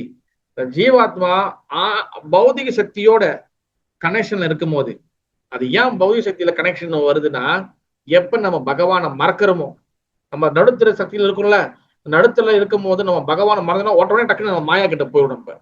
ஓகேவா? அப்ப பகவானை மறந்ததுனால நம்ம என்ன ஆயிட்டோம், நம்மளுடைய ஆத்மாவோட உண்மையான நிலையிலேருந்து நம்ம தடுமாறி நம்ம கீழே விழுந்துட்டோம் நம்ம. புரியுதா? அப்ப நம்ம பொசிஷன், நம்மளோட நிலை இருக்குல்ல, நிலை என்ன ஆகுது, பகவானுக்கு சேவை செய்யுது. அது வந்து செய்ய முடியாம போகும்போது, நான் என்ன ஏன் செய்ய முடியாம போகுது, ஏன்னா நம்ம பௌதிக சக்திக்குள்ள நம்ம மாட்டிக்கிட்டு இருக்கோம். அப்ப என்ன ஆகுது, நம்ம பல வகையான பாவ காரியங்கள் நம்ம தொடர்ந்து நம்ம செய்ய ஆரம்பிக்கிறோம். ஏன்னா ஜட இயற்கை நல்லா நடுவுக்கு தத்துவ சக்தி கூட ஜீவாத்மா நம்ம பகவான மறந்தோன்னு கிருஷ்ணா போலி சி ஜீவா அனாதி பயிர்முக்கா, அதாவது பயிர்முக்கமாக நம்ம கிருஷ்ணன் இங்க இருக்கிறாரு, நம்ம திரும்பிடணும்னா ஓட்டமா நம்ம வந்து என்ன ஆயிரும், நம்ம நேரா பௌதிக சக்திக்குள்ள நம்ம என்ட்ரி ஆயிரும். ஜட சக்திக்குள்ள நம்ம என்ட்ரி ஆகும் போது என்ன ஆகுது, நம்மளுக்கு 8 வகையான புலன்கள், 8 வகையான 8 டைப்ஸ் ஆஃப் சென்சஸ் கொண்ட நம்மளுக்கு கிராஸ் பாடி அண்ட் செட்டில் பாடி 2 வகை உடம்பு இருக்குது. ஒண்ணு வந்து ஸ்தூல சரீரம் அண்ட் சூட்சும சரீரம் கிடைக்குது நம்மளுக்கு. அந்த ஸ்தூல சரீரம், அதாவது கிராஸ் பாடி வந்து பாத்தீங்கன்னா இந்த வெளியே இருக்கிற உடம்பு பாத்தீங்கன்னா அதுல 5 புலன்கள் வேலை செய்யுது. கண்ணு, காது, மூக்கு, வாய் இதெல்லாம் ஒன்னாகி ஒரு பாடி உருவாகுது. அடுத்த இதுக்குள்ள இன்னொரு பாடி இருக்கு, அது சூட்சும சரீரம், செட்டில் பாடி, மறைஞ்சிருக்கக்கூடிய ஒரு உடம்பு. அது வந்து பாத்தீங்கன்னா 3 புலன்கள் வச்சிருக்கு. அது வந்து மனசு, புத்தி, அகங்காரம். ஆக மொத்தம் இந்த 5 + 3 இந்த 2 உடம்பு ஒன்னா சேர்ந்து இந்த 2 உடம்புக்குள்ள சூட்சும சரீரம் ஸ்தூல சரீரத்துக்குள்ள இந்த ஆத்மா உள்ளுக்குள்ள என்ட்ரி கொடுக்கும் போது, உள்ளுக்குள்ள வரும்போது என்ன ஆயிடுது, அது வந்து ஒரு மீன் ஒரு வலைக்குள்ள மாட்டின மாதிரி உள்ளுக்குள்ள மாட்டிக்கிச்சு. அதனாலதான் பிரசாத மந்திரம் எப்போதும் சொல்லும் போது நான் எப்போதும் சொல்லி கொடுக்குதான். நான் பிரசாத மந்திரம் சொல்லும் என்ன சொல்லுவோம், சரீர அவித்யா ஜால். சரீரம்னா இந்த பாடி, இந்த உடம்பு முழுக்க முழுக்க அறியாமை நிறைஞ்ச உடம்பு. அதனால சரீர ஆவித்யா, வித்யான நாலேஜ், ஆவித்யானா அறியாமை. இந்த உடம்பு முழுக்க முழுக்க அறியாமையும் சொரூபம். இந்த உடம்ப வச்சு நீ நல்லதும் செய்யலாம், இந்த உடம்ப வச்சு நீங்க வந்து தான தர்மம் பண்ணலாம், இந்த உடம்ப அழகா பயன்படுத்தலாம், இந்த உடம்ப நாசமாவும் படுத்தலாம், இந்த உடம்ப வச்சு இன்னொரு ஆளை கெடுக்கலாம், இன்னொரு ஆளோட வாழ்க்கையை வந்து குட்டிச்சோறு ஆக்கலாம், என்ன வேணாலும் பண்ணலாம். இந்த உடம்பு முழுக்க முழுக்க அறியாமையில் உள்ளது. இது என்ன வேணாலும் நீ பண்ணலாம். நீங்க ராஜாவும் ஆகலாம், நீங்க பேயாவும் ஆகலாம், புல்லாகி புழுவாகி பூடாகி பல்விரகமாகி பாம்பாகி பேயாகி பல் அசுராக இந்த பௌதிக உடம்பு நீங்க என்ன வேணாலும் பண்ணலாம். அதனால இது வந்து அறியாமை மொத்த உருவம் இந்த ஜட உடல். இந்த உடலுக்கு வந்து ஜட உடலுக்கு இது வந்து அறியாமை என்ற பேர். அதனாலதான் சரீர அவித்யா ஜால் ஜட இந்திரிய தகைகள். நம்ம படிக்கிற ஸ்லாங்ல என்ன பண்ணுவோம், ஜோதிந்திரிய தகைகள் படிப்போம். ஜோதிந்திரிய தகைகள் இல்ல, ஜட இந்திரிய தகைகள். ஜீவப்பிலே விசாய சாகோரே தார மத்த ஜீவ ஆதி லோவோ மை சுடர்மதி ताके जीता कतिना संसारी कृष्ण बार दोयमोय कोरे बारी जीव जोय स्वा प्रसा अन्न डिलोबाय से अन्न मिर्ता पाव राधा பாருங்க, ராதா கிருஷ்ணா குணா காவ். ராதா கிருஷ்ணன் அடுத்த லைன்ல பாருங்க, பிரேமே டாக்கோ, அந்த பிரேம் என்ன கொடுப்பா, சைத்தன்ய நித்தாய். இந்த பிரசாதம் இந்த அறியாமை என்ற உடம்புக்குள்ள உள்ள போகுது. உள்ளுக்குள்ள போய் இந்த அறியாமையை கிளியர் பண்ணி ராதாகிருஷ்ணன் வழிபாடுகள் வந்து அந்த வழிபாட்டுல முக்கியமா நித்யானந்த பிரபு மகாபிரபுவோட கருணையால எனக்கு கிருஷ்ண பிரேம கிடைக்கணும் அப்படின்னு சொல்லிதான் இந்த பிரசாதம் எடுத்து நம்ம ஆரம்பிச்சு வாய்க்குள்ள போறோம். ஓகேவா? அப்ப இந்த ஜட உடம்பு இஸ் வெரி வெரி டேஞ்சரஸ். அப்ப நம்மளுடைய நிலையை வந்து நம்ம மறக்க அடிக்குது. அப்ப ஆத்மா என்ன ஆயிடுது, இந்த ஜட உலகம் வந்தோடனே நம்ம உண்மையான சேவை என்ற நிலையை மறந்துடுறோம். அப்ப ஜீவாத்மா என்ன ஆயிடுது, இந்த மனசு, அது முக்கியமா இந்த உடம்பு வந்து செத்து போகும், எரிப்பாங்க, புதைச்சிடுவாங்க. ஆனா உள்ளுக்குள்ள கூடிய அந்த மனசு புத்தியாக இருக்கும். அது முக்கியம் மனசுக்குள்ள இந்த ஆத்மா என்ன இது உள்ளுக்குள்ள மாட்டிக்குதா, இந்த மனசு வந்து அழுக்காக இந்த ஆத்மா வந்து பாத்தீங்கன்னா சுத்தி வந்து அழுக்கான விஷயங்களே தான் பாக்குது. ஆத்மா என்னைக்குமே அழுக்காகிறது கிடையாது. ஆத்மா இஸ் அ சிட் சக்தி, ஆன்மீக சக்தி. உதாரணத்துக்கு வச்சுக்கங்களேன், உதாரணத்துக்கு ஓகே ஓகே இப்ப நீங்க வந்து கார்ல போறீங்க, உங்க காடியோட கண்ணாடி மின்னுக்கு அந்த ஃப்ரண்ட் வீல், அந்த ஃப்ரண்ட் இருக்குல்ல, மின்னுக்கு இருக்குல்ல, இந்த மின்னுக்கு காடியோடைய அந்த கிளாஸ்ல, இந்த கண்ணாடியில ஒரு ஏதாச்சும் ஒரு கலர் தண்ணியோ இல்ல ஒரு கச்சராவோ இல்ல ஏதாச்சும் போட்டுச்சுன்னா நீங்க தெளிவான பார்வை வெளியே பார்க்க முடியாது. ஓகேவா? அப்ப அது கச்சராவா ஆச்சு, அது வந்து என்ன ஆகுது, அது வந்து அசுத்தமாச்சு, அது டர்ட்டி ஆச்சுன்னு அர்த்தம். ஆனா அதுக்கு வந்து என்ன சொல்றது, காடி வெளியில தான் அழுக்கா இருக்கே தவிர காடிக்குள்ள இருக்கக்கூடிய நீங்க அழுக்காகல. Right, understand? ஓகேவா? நீங்க சுத்தமா குளிச்சு தான் நீங்க உள்ளுக்குள்ள இருக்கீங்க. ஆனா காடியோடைய அந்த கண்ணாடியை வந்து அழுக்கா இருக்கிறதுனால உங்களுக்கு வெளியே பார்க்கக்கூடிய பார்வை, தெளிவான பார்வை கிடைக்கல. ஓகேவா? அதுக்காக நீங்க அழுக்காக இல்ல, வெளியில பார்க்கக்கூடிய பார்வை கிடைக்கல, காடி கண்ணாடி அழுக்கா இருக்கு. அதே போலதான் ஆத்மா வந்து ரொம்ப தூய்மையானது, ஆன்மீக சக்தி. ஆனா இந்த அழுக்கு நிறைஞ்ச மனசுக்குள்ள மாட்டிக்கு இருக்கிறதுனால அது பார்க்கறது பூராவே அழுக்காக தான் இருக்கு. அப்ப அந்த அழுக்குன்னா வந்து என்னது, பல வகையான ஆசைகள், பல வகையான மோகங்கள், பல வகையான பற்றுதல்கள், பல வகையான என்ன சொல்றது காம இச்சைகள், பல வகையான ஏக்கங்கள், பல வகையான பொறாமைகள், பல வகையான பழிவாங்கு உணர்ச்சிகள். நான் வந்து பிட்ரேல் இந்த மாதிரி நிறைய இருக்குல்ல, இந்த மாதிரி பல வகையான எண்ணங்கள், சோ மச் கான்சியஸ்னஸ், அது எல்லாமே கான்டாமினேட்டட் ஆயிடுச்சு. எல்லாம் வந்து மனசு முழுக்க அழுக்கா இருக்கும் போது இது உள்ள ஆத்மா என்ன ஆகும், அதுவும் அந்த மனம் போன போக்கிலே தான் போகும். இந்த மனசு என்னென்னலாம் செய்ய ஆசைப்படுதோ அது போக்கிலே இந்த இந்த ஆத்மா இந்த மனசுக்குள்ள இருந்து, சூட்சும சரீரத்துக்குள்ள இருந்து எல்லா வகையான பாடிக்கும் டிரான்ஸ்பர் ஆகிட்டே தான் இருக்கும். ஆனா இந்த ஆத்மாவோட உண்மையான வேலை வந்து என்னது, உதாரணத்துக்கு இந்த காடிக்குள்ள இருக்கக்கூடிய நம்ம உண்மையான வேலை வந்து என்னது, நம்ம ஒரு இடத்துக்கு போகணும். ஆனா காடி கண்ணாடி அழுக்காக்குறதுனால நமக்கு எங்க போறது பாதை தெரியல. அதே போல இந்த ஆத்மாவோட உண்மையான வேலை என்ன, ஜீவேரு சொரூபவாய் நித்தியரே கிருஷ்ணதாஸ், பகவானுக்கு சேவை செய்யணும். எந்த பகவானுக்கு, சுப்ரீம் பர்சனல் காட் ஹெட் பகவான் ஸ்ரீ கிருஷ்ணருக்கு நம்ம வந்து சேவை செய்யணும். ஆனா அந்த சேவை செய்யற மனப்பாவனை நம்ம மறந்து போயிட்டோமே. எப்படி? ஏன்னா இந்த அழுக்கு நிறைஞ்ச மனசுக்குள்ள, அந்த பாலுக்குள்ள, மனசு வந்து ஒரு பால் நினைச்சிங்க, அந்த அழுக்கு நிறைஞ்ச அந்த மனசுக்குள்ள உள்ளுக்குள்ள ஆத்மா வந்து ஒரு மாட்டிக்கிட்டு இருக்கு. அப்ப மனசு முழுக்க அழுக்கா இருக்கும்போது என்ன ஆகும், அது எல்லாமே வெளியில பார்க்கறதுல அழுக்காதான் தெரியும். ஓகேவா? அப்ப அதனாலதான் இந்த மனசு முழுக்க அழுக்கா இருக்கிறதுனாலதான் பக்தர்களாக உருவாகிறதுக்கு பதிலாக நிறைய பேர் என்ன ஆயிடுறாங்க, கருமிகளாகவும் ஞானிகளாகவும் உருவாகிறாங்க. கருமிகள்லாம் வந்து என்னது, பலனை எதிர்பார்த்து தேவைப்படும் போது நம்மளுக்கு பிடிச்சிருந்தா மட்டும் வழிபடுறது. நம்ம பிரச்சனைக்கு நான் வந்து உன்னை வழிபடுறேன், எனக்கு இந்த பிரச்சனை மட்டும் தீர்த்து கொடுத்துரு, மற்றபடி என்னை வந்து பக்தராகவே என் சாப்பாடை வந்து கரெக்ட் பண்றது, என்னை அதை சாப்பிடா இது சாப்பிட சொல்லாத. இதுதான் கர்மிகள். ஞானிகள் என்ன ஆகுது, அதாவது நான் இதை செஞ்சேன்னா நான் செத்த பிறகு சொர்க்கம் போயிடுவேனா, நான் இதை பண்ணனா நான் வந்து சாகும்போது வந்து நல்லா நிம்மதியா செத்து போயிடும்னா, அடுத்த வாழ்க்கை யோசிக்கிறது, அடுத்து இறந்து போன பிறகு நிம்மதியா இருந்துடணும், கடந்த ஜோதி அடைஞ்சிடணும், முக்தி அடைஞ்சிடணும், இப்படி நினைக்கிறது ஞானி. ஓகேவா? அப்ப இந்த மனசு வந்து கொண்டாமினேட்டடா, இந்த மனசு அழுக்கா இருக்கும் போது இந்த ஆத்மா என்ன பண்ணுது, அது ஞானி இல்லைன்னா கர்மி என்ற பாதைக்குள்ளதான் போகுது, பக்தன் என்ற பாதைக்குள்ள வர்றது கிடையாது. அப்ப பக்தர் என்ற பாதைக்குள்ள வரலன்னா அது வந்து எந்த காலத்திலையும் பகவான் அவர் வந்து 4வது பிளாட்ஃபார்ம் தூரியா என்ற பிளாட்ஃபார்ம் நிக்கிறத அந்த ஆத்மானால பகவானை உணரவே முடியாது. அதனாலதான் வந்து பாத்தீங்கன்னா பகவான் தன் காரணமற்ற கருணையால அவர் என்ன பண்றாரு, இந்த அழுக்கு பிடிச்ச ஆத்மா, அந்த அடுக்கு பிடிச்ச அந்த மனசுடைய இந்த ஆத்மா இவன் எப்ப அவன் சுத்தம் பண்ணி இவன் எப்ப என்கிட்ட வந்து சேருது, அப்ப இவன் சொந்தமா இவன் மனசு சுத்தம் பண்ண போறது கிடையாது.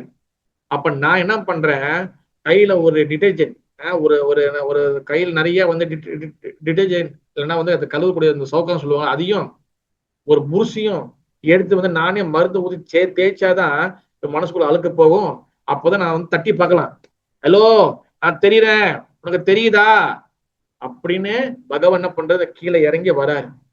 என்ன பண்றாரு, நாம ரூப குண லீலை பரிவாரம், பகவான் நாமம் ஹரே கிருஷ்ண கிருஷ்ண கிருஷ்ண ஹரே ஹரே ஹரே ராம் ராம் ராம் ஹரே ஹரே. நாம ரூப, அவர் ரூபத்தை கொடுத்துட்டு போறாரு. இதுதான் கடவுள் ரூபம். கடவுள் வந்து ஒளி, கடவுளுக்கு உருவம் இல்ல, கடவுள் வந்து அப்படி இருப்பா, இந்த மாதிரி பல வகை கேள்விகள்லாம் கிடையாது. கடவுளுக்கு உருவம் இருக்கு. நாம ரூபம் குணம், அவரோட குணங்கள் பல வகையான குணங்கள் இருக்கு. அதெல்லாம் வந்து சாஸ்திரத்துல ஆச்சாரியர்கள் குருமார்கள் வைஷ்ணவர்கள் குறிச்சு வச்சிருக்காங்க. அதெல்லாம் எடுத்து பேசணும். ராம ரூபம் குணம் லீலை, பல வகையான லீலைகள். பரா என் அப்பரா, பரா என் அப்பரா, அதாவது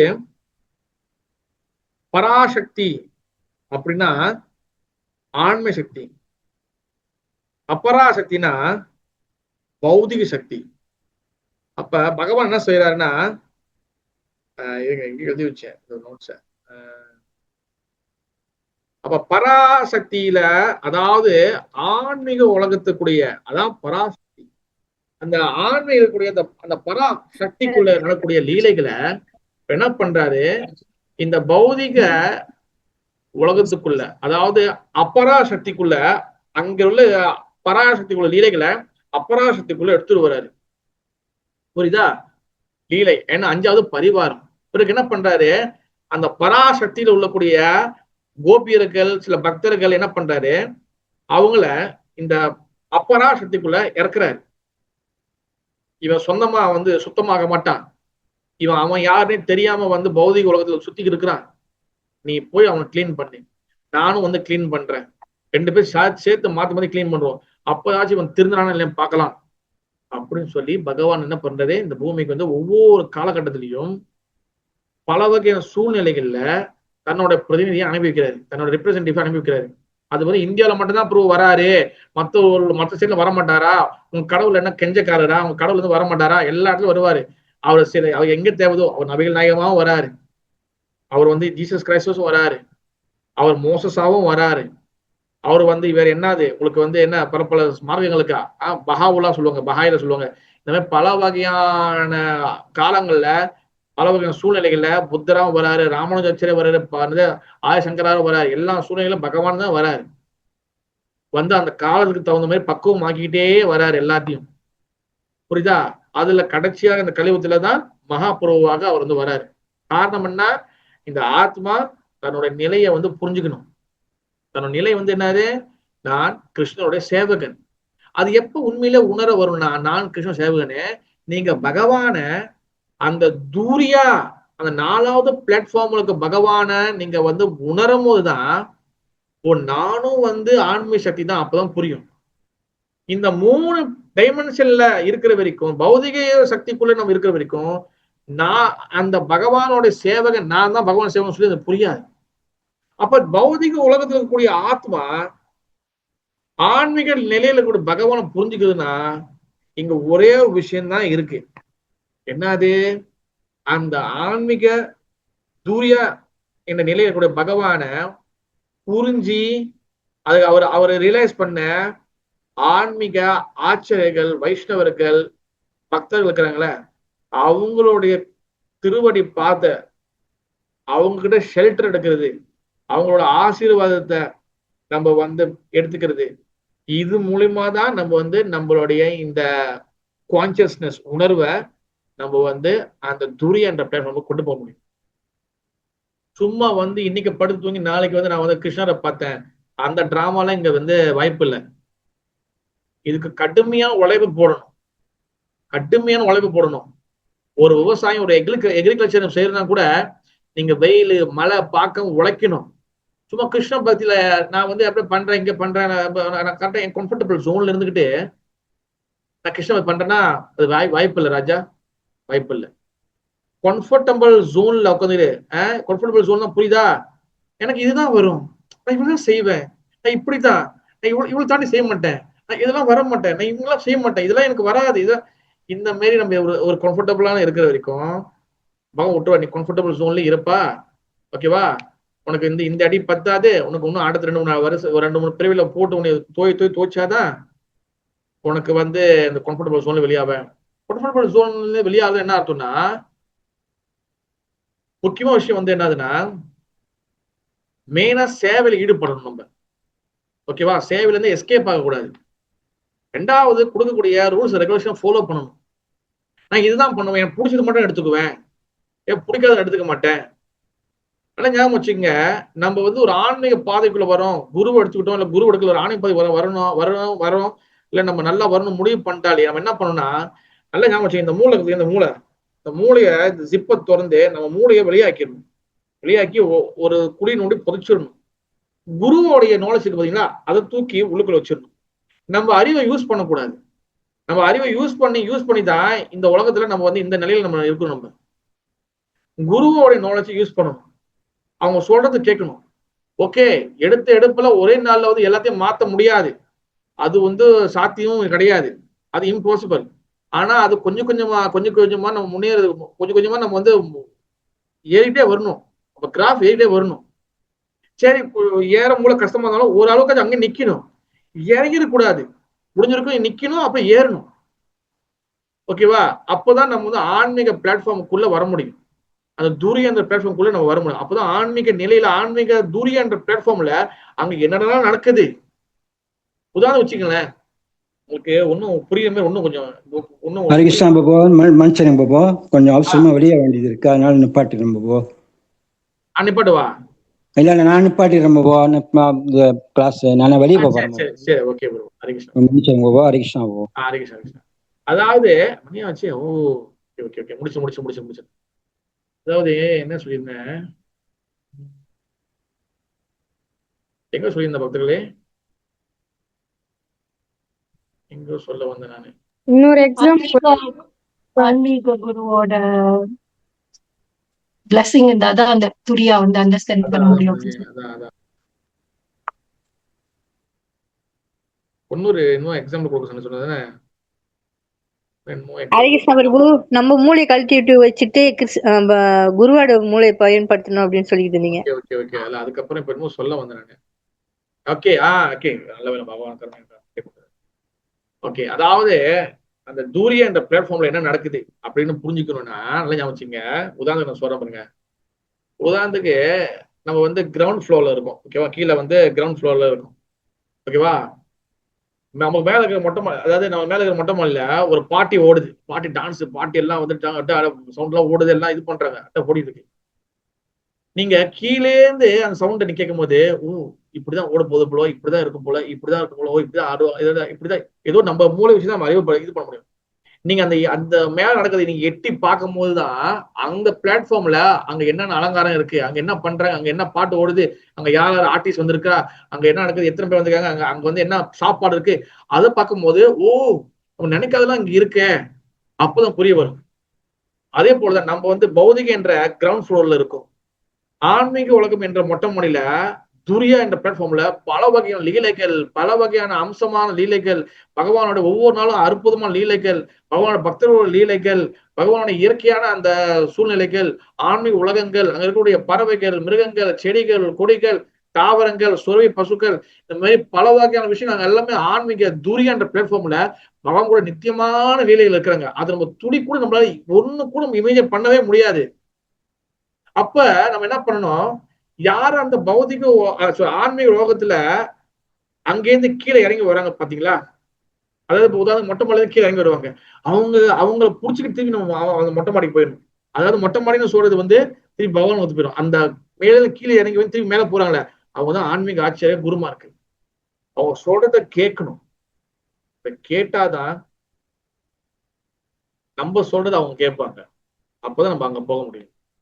சொல்றத பேச்சு கேட்கல, ஒன்றும் பண்ணலைன்னா வந்து பகவான் அந்த தூரிய என்ற பிளாட்ஃபார்ம்ல பார்க்கறது ரொம்ப ரொம்ப கஷ்டம். எனக்கு கம் டு கொன்க்ளூஷன் இல்லை, நிறைய அப்படியே போகலாம். பட் வந்து இன்னைக்குள்ள டைம் பார்த்ததுனால நான் வந்து இந்த கொன்க்ளூஷன் கொண்டு வரேன். ஏன்னா நிறைய நோட்ஸ் இருக்கு, இன்னும் அது ஒரு என்னென்ன பண்றாரு, அதுக்குள்ள நம்ம என்னென்ன பண்ணணும்னு சொல்லி ஸோ மச் நோட்ஸஸ் இருக்கு.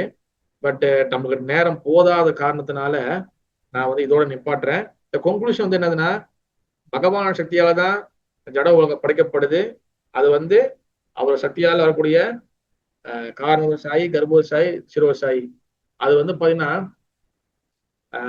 விபினம்சம் சொல்லுவாங்க. விபினம்சம்னா அவர்கிட்ட டைரக்டா வரக்கூடிய அவதாரங்கள். அப்ப இந்த பௌதிக உலகத்துல அவர் அப்பாற்பட்டு இருக்கிறாரு. அந்த நிலையில வந்து பாத்தீங்கன்னா துரியா, அந்த துரியா பிளாட்ஃபார்ம் பாத்தீங்கன்னா முழுக்க முழுக்க ஆன்மீக நிலை. அந்த ஆன்மீக நிலையில இருக்கக்கூடிய பகவானை நம்ம புரிஞ்சுக்கணும்னா குருவோட கருணை கண்டிப்பா இருக்கணும். அதுல அந்த துரிய என்ற பிளாட்ஃபார்ம்ல பகவான் எண்ணற்ற லீலைகளை தொடர்ந்து செஞ்சு இருக்கிறாரு. அப்ப நம்ம உண்மையான ஆத்மாவோட உண்மையான வேலை வந்து என்னன்னா, இந்த பௌதிக இந்த மனசை வந்து கிளீன் பண்ணி இந்த ஜட உடம்புல இருந்து வெளியாகி அந்த ஆன்மீக பிளாட்ஃபார்ம்குள்ள போறதுதான் நம்ம ஒரே கோல். அதுக்கு நம்ம கடினமான உழைப்பை நம்ம வந்து கண்டிப்பா போட்டு ஆகணும். சும்மா உட்காந்துட்டு நம்ம வந்து ஒண்ணுமே பண்ணாம, சேவை செய்யாம, சாண்டிங் பண்ணாம, புக்கு படிக்காம, எதுவுமே செய்யாம கிருஷ்ணா காப்பாத்துனா எப்படி காப்பாத்துவாரு? காப்பாற்ற மாட்டாரு அவர். ஓகேவா? Thank you so much. Hare Krishna. जय चैतन्य चैतामृता की जय. जय राधा गोपाल जी की जय. जय श्री गौरंग महाप्रभु की जय. जय बड़े सुभद्रा महारानी की जय. राधा माधवा की जय. श्रील प्रभुपाद महाराज की जय. हिदाई गौर ब्रह्मानंदे. हरि हरि बोल. எஸ், ஹரே கிருஷ்ணா. இது கேள்விகள், சந்தேகங்கள், கருத்துக்கள் இருக்கா?